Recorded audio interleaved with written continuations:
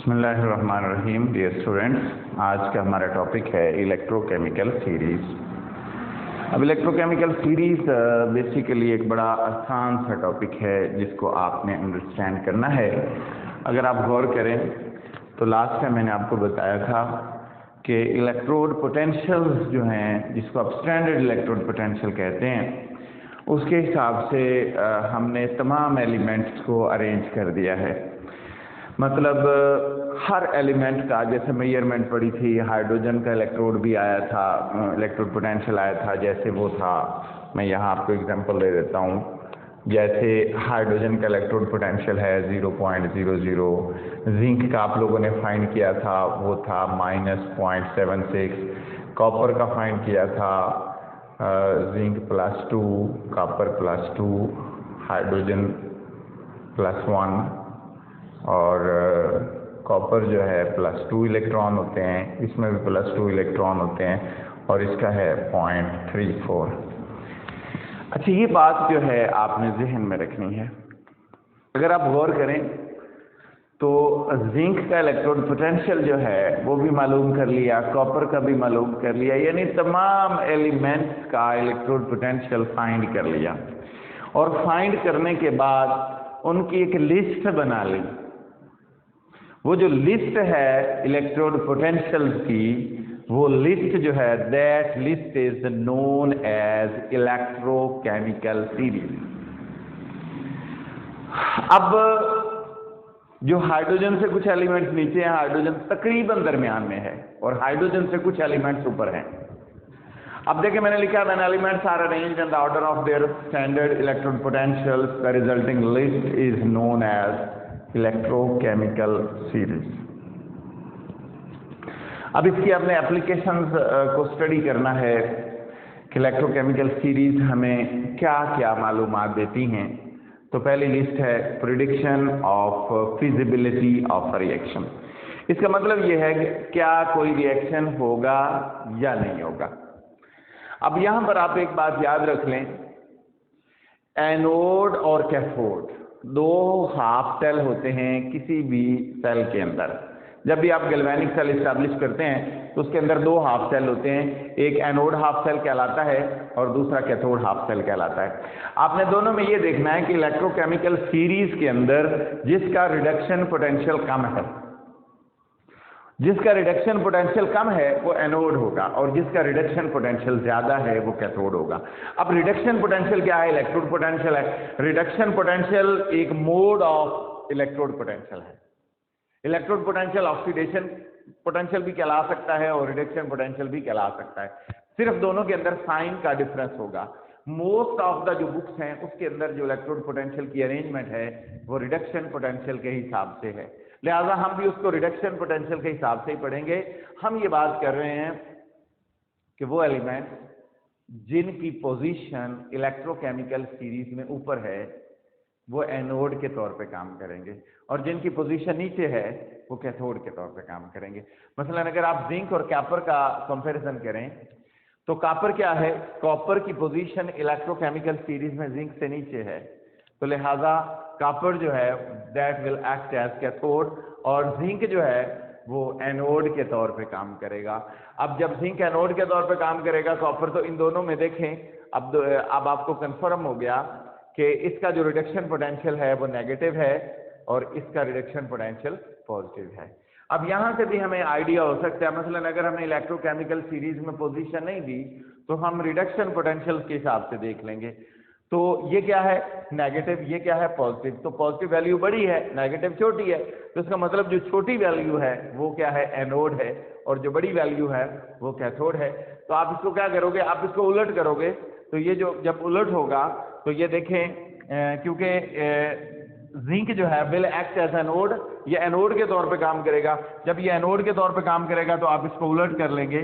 जब आप इसको उलट करेंगे तो ये इसका ई वैल्यू जो है वो भी चेंज हो जाएगी 0.76। जब ये वैल्यू चेंज होगी, ये भी चेंज होगी, तो क्या होगा?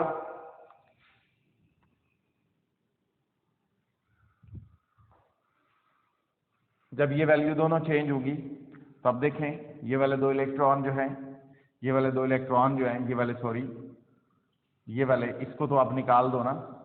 अब ये होगा, ये वाले 2 इलेक्ट्रॉन इससे कैंसिल हो जाएंगे, तो ये वाला सेल जो है वो क्या बनेगा, जिंक प्लस कॉपर और जिंक +2 और प्लस कॉपर। तो ये एक पूरा जो है ये सेल बन जाएगा।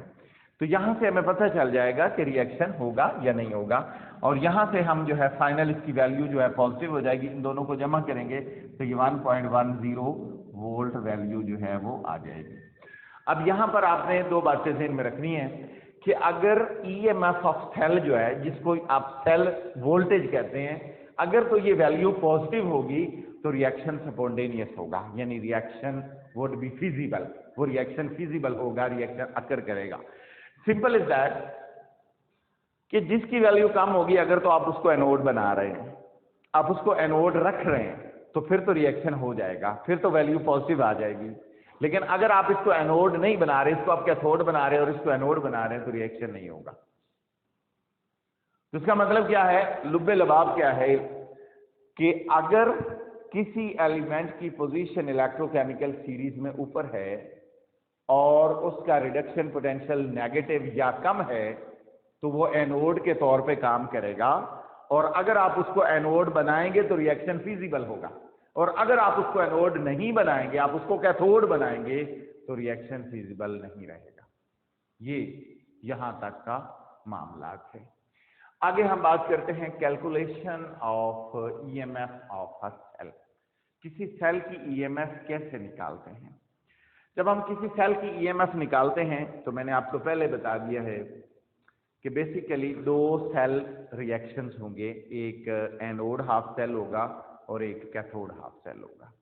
जो एनोड हाफ सेल होगा, जैसे जिंक है, जिंक +2 इलेक्ट्रॉन और ये चीज आ जाएगी, कॉपर +2 इलेक्ट्रॉन और ये चीज आ जाएगी। तो यहां से हमारे पास जो है एक सेल बनेगा।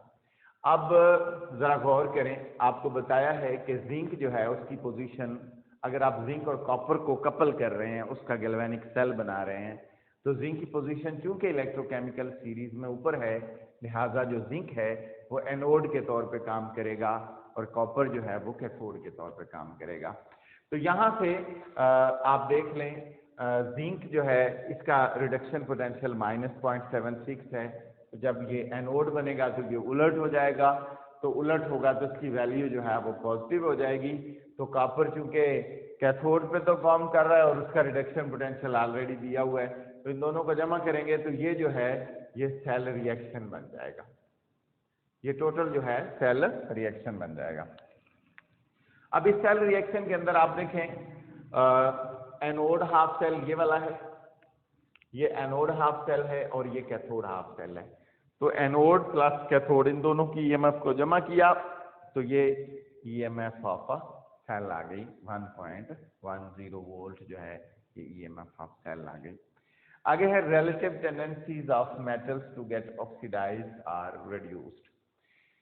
अब याद रख लें, जब भी कभी आप 2 मेटल्स को आपस में कपल करते हैं तो उन दोनों मेटल्स में से एनोड वो होगा जिसकी इलेक्ट्रोकेमिकल सीरीज में पोजीशन ऊपर है, जिसका रिडक्शन पोटेंशियल नेगेटिव है। अगर दोनों का नेगेटिव है तो जिसका मोर नेगेटिव होगा, अगर दोनों का पॉजिटिव है तो जिसकी वैल्यू लेस होगी वो एनोड के तौर पे काम करेगा, और अगर एक का पॉजिटिव और एक का नेगेटिव है तो जिसका नेगेटिव होगा वो एनोड के तौर पे काम करेगा।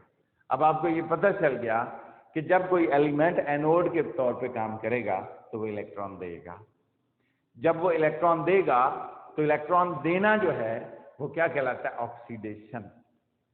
इसका मतलब वो एलिमेंट जो इलेक्ट्रॉन देगा और जो एनोड के तौर पे काम करेगा वो ऑक्सीडाइज हो जाएगा, और जब वो ऑक्सीडाइज होगा तो उससे इलेक्ट्रॉन निकल कर किसी दूसरे एलिमेंट में जाके ऐड हो जाएंगे। जब किसी दूसरे में ऐड होंगे तो उसका मतलब उसकी रिडक्शन हो जाएगी। जब उसकी रिडक्शन होगी तो जो एलिमेंट इलेक्ट्रॉन दे रहा है वो रिड्यूसिंग एजेंट कहलाएगा। अब आप समझ लें कि रिड्यूसिंग एजेंट वो होता है जो दूसरे की रिडक्शन करे, जो दूसरे की रिडक्शन करे वो रिड्यूसिंग एजेंट होता है, और उसकी अपनी ऑक्सीडेशन होती है। अब दूसरे की रिडक्शन करने से क्या मुराद है कि जो एनोड पे तो के तौर पे काम करेगा, जिसकी पोजीशन इलेक्ट्रोकेमिकल सीरीज में ऊपर होगी वो एनोड के तौर पे काम करेगा, वो दूसरे की रिडक्शन करेगा, और जब वो दूसरे की रिडक्शन करेगा तो वो रेड्यूसिंग एजेंट कहलाएगा, एंड वो खुद क्या होगा, ऑक्सीडाइज होगा। इसी तरह ऑक्सीडाइजिंग एजेंट बिल्कुल इसके उलट होगा वो एलिमेंट जिसकी इलेक्ट्रोकेमिकल सीरीज में पोजीशन नीचे है और जो इलेक्ट्रॉन ले रहा है और उसकी अपनी रिडक्शन हो रही है, वो दूसरे की क्या कर रहा है, ऑक्सीडेशन, तो लिहाजा वो ऑक्सीडाइजिंग एजेंट होगा। उसके बाद है relative chemical reactions of metals. Reactivity of metals को डिस्कस करना है। जब भी आप दो मेटल्स का कंपैरिजन करेंगे तो मैंने आपको बता दिया है कि अगर आपने ज्यादा रिएक्टिव मेटल की बात करनी है तो मेटल कहते हैं जो इलेक्ट्रॉन देता है, जो एलिमेंट इलेक्ट्रॉन लूज करता है, दैट इज कॉल्ड मेटल। अब जितनी वो तेजी से इलेक्ट्रॉन ज्यादा लूज करेगा, तेजी से लूज करेगा, वो उतनी अच्छी मेटल होगी। जितनी वो तेजी से इलेक्ट्रॉन लूज करेगा वो ज्यादा अच्छी मेटल होगी। अब तेजी से लूज करने के से मुराद क्या है? मिसाल के तौर पर फॉर एग्जांपल हमारे पास एक एलिमेंट है, चले इसी की बात कर लो, एक जिंक है और एक कॉपर है, ये दो एलिमेंट है। हम कहते हैं कि इनमें से बताएं कौन ज्यादा रिएक्टिव है। इनको दो तरीकों से हम जज करेंगे। एक है पोजीशन के हिसाब से कि इलेक्ट्रोकेमिकल सीरीज में इनकी पोजीशन क्या है, और दूसरी बात है value of reduction potential. Reduction potential, value of reduction potential. अब देखें, सबसे पहली बात यह है कि इन दोनों एलिमेंट में जिसकी पोजीशन इलेक्ट्रोकेमिकल सीरीज में ऊपर है वो एनोड के तौर पे काम करेगा और वो इलेक्ट्रॉन देगा। तो मेटल के हिसाब से जो एलिमेंट इलेक्ट्रॉन देता है वो रिएक्टिव है, और जो ज्यादा जल्दी से देता है, इन दोनों के हिसाब से, चूंकि दोनों मेटल्स हैं तो इन दोनों के हिसाब से इसका रिडक्शन पोटेंशियल जिंक का कम है, लिहाजा जिंक जो है वो ज्यादा रिएक्टिव है। और फिर क्यों ज्यादा रिएक्टिव है? क्योंकि इसका रिडक्शन पोटेंशियल कम है, इसकी इलेक्ट्रोकेमिकल सीरीज में पोजीशन ऊपर है। ये दो बातें हो गई। कॉपर की पोजीशन जिंक के हिसाब से इलेक्ट्रोकेमिकल सीरीज में नीचे है, लिहाजा कॉपर जो है जिंक के एतबार से या in comparison to zinc it is less reactive, it is less reactive. ये ओवरऑल जो है एक सिनेरियो है जिसको हम डिस्कस करते हैं। उसके बाद है reactions of metals with acids. बिल्कुल मैंने आपके सामने दो रिएक्शंस लिखे हैं, आपने इनको अंडरस्टैंड करना है। ये जो जिंक है, अब आपने देखना ये है कि कोई भी मेटल जो है एसिड के साथ जब रिएक्ट करती है तो उसमें से हाइड्रोजन को लाइब्रेट करती है। मसलन जिंक की बात कर लें या कॉपर की बात कर लें या किसी भी एलिमेंट की बात करें, जब वो सल्फ्यूरिक एसिड या HCl के साथ रिएक्ट करते हैं तो दे शुड लाइब्रेट हाइड्रोजन। जैसे देखें ये जिंक है, इसने सल्फ्यूरिक एसिड के साथ रिएक्ट करके जिंक सल्फेट बना दिया और ये हाइड्रोजन गैस यहाँ से निकल गई। अब बात ये है कि कौन सी मेटल्स जो हैं वो हाइड्रोजन को लाइब्रेट कर सकेंगी और कौन सी मेटल्स नहीं कर सकेंगी। बिल्कुल कॉन्सेप्ट सेम है। जिन एलिमेंट्स की पोजीशन इलेक्ट्रोकेमिकल सीरीज में हाइड्रोजन से ऊपर है, जैसे मैंने यहां पर बात की, ये देखें बिल्कुल वही एग्जांपल आ गई कि जिन एलिमेंट की पोजीशन इलेक्ट्रोकेमिकल सीरीज में हाइड्रोजन से ऊपर है वो हाइड्रोजन को निकाल देंगी। क्यों निकाल देंगी? क्योंकि वो हाइड्रोजन से ज्यादा रिएक्टिव हैं, वो हाइड्रोजन से ज्यादा रिएक्टिव हैं। तो जिंक ने सल्फ्यूरिक एसिड में से हाइड्रोजन को डिस्प्लेस करके उसकी जगह ले ली। इसका मतलब जिंक जो है वो हाइड्रोजन से ज्यादा रिएक्टिव है, लेकिन कॉपर जो है वो नहीं निकाल सका क्योंकि कॉपर जो है वो कम रिएक्टिव है एज कंपेयर्ड टू जिंक। जब कॉपर कम रिएक्टिव है तो उसका मतलब कोई रिएक्शन नहीं होगा, कोई रिएक्शन नहीं होगा। There would be no reaction, no reaction. इसका मतलब रिएक्शन कब होगा? एसिड्स के साथ सिर्फ वही एलिमेंट रिएक्ट कर सकेंगे और वही एलिमेंट हाइड्रोजन को डिस्प्लेस कर सकेंगे जिनकी पोजीशन इलेक्ट्रोकेमिकल सीरीज में हाइड्रोजन से ऊपर है। तो लिहाजा किसी भी सेंस में आप बात कर लें, यहां पर अगर आप बात कर लें तो यहां पर भी मिसाल के तौर पर मैं आपको एक रिएक्शन लिखवा देता हूं, आपको क्लियर हो जाएगा। मसलन देखें, फर्ज करें zinc plus copper sulphate, copper plus zinc sulphate, तो ये क्या बन जाएगा, जिंक सल्फेट प्लस Cu। इधर क्या आएगा, नो रिएक्शन। अब देखें यहां पर भी वही बात है, अब बात हो रही है निकलने की। देखें जिंक ने कॉपर को डिस्प्लेस कर दिया, जिंक ने कॉपर को निकाल दिया। क्यों? क्योंकि जिंक की पोजीशन कॉपर से ऊपर है। इलेक्ट्रोकेमिकल सीरीज में जिंक की पोजीशन कॉपर से ऊपर है, इसका मतलब जिंक ज्यादा रिएक्टिव है। तो ज्यादा रिएक्टिव है तो कॉपर को निकाल दिया। लेकिन अगर आप यहां देखें तो यहां कॉपर की पोजीशन इलेक्ट्रोकेमिकल सीरीज में जिंक से नीचे है, यानी कॉपर क्या है, लेस रिएक्टिव है एज कंपेयर टू जिंक। जब कॉपर लेस रिएक्टिव है तो इसका मतलब क्या होगा, कॉपर लेस रिएक्टिव होने के नाते इसमें से जिंक को नहीं निकाल सकता। लिहाजा हम ये बात कर सकते हैं कि जो रिएक्शन नहीं होगा, लिहाजा कॉपर कम रिएक्टिव है। तो याद रख लें, हर एलिमेंट को जब आप दो एलिमेंट का कंपैरिजन करेंगे तो उनकी पोजीशन चेक कर लें इलेक्ट्रोकेमिकल सीरीज में। अगर वो ऊपर है तो वो ज्यादा रिएक्टिव है, अगर वो नीचे है तो वो कम रिएक्टिव है। उन दो में से जो ऊपर होगा वो ज्यादा रिएक्टिव होगा और जो नीचे होगा वो कम रिएक्टिव होगा। अगर ये पोजीशन नहीं दी गई, सिंपल ये दिया गया है उनका रिडक्शन पोटेंशियल, तो रिडक्शन पोटेंशियल चेक करें। अगर तो दोनों नेगेटिव हैं, तो जो मोर नेगेटिव है वो एनोड होगा और वो ज्यादा रिएक्टिव होगा। और अगर दोनों पॉजिटिव हैं तो जो वैल्यू कम है वो एनोड होगा, वो ज्यादा रिएक्टिव होगा। और अगर एक पॉजिटिव और एक नेगेटिव है तो जो पॉजिटिव वैल्यू होगी वो कैथोड होगी और जो नेगेटिव वैल्यू होगी वो एनोड होगी।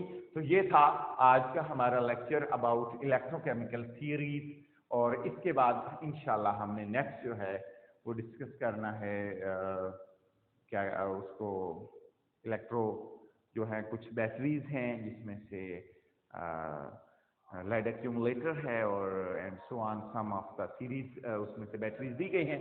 तो इंशाल्लाह हम उसको 2 लेक्चर्स में डिवाइड करके ख़त्म कर देंगे, तो ये चैप्टर जो है इंशाल्लाह ख़त्म हो जाएगा। तमाम स्टूडेंट्स जो हैं हमारे लेक्चर्स देखते रहिए। इंशाल्लाह अगर कोई प्रॉब्लम हो तो you can discuss. Thank you, अल्लाह हाफिज़।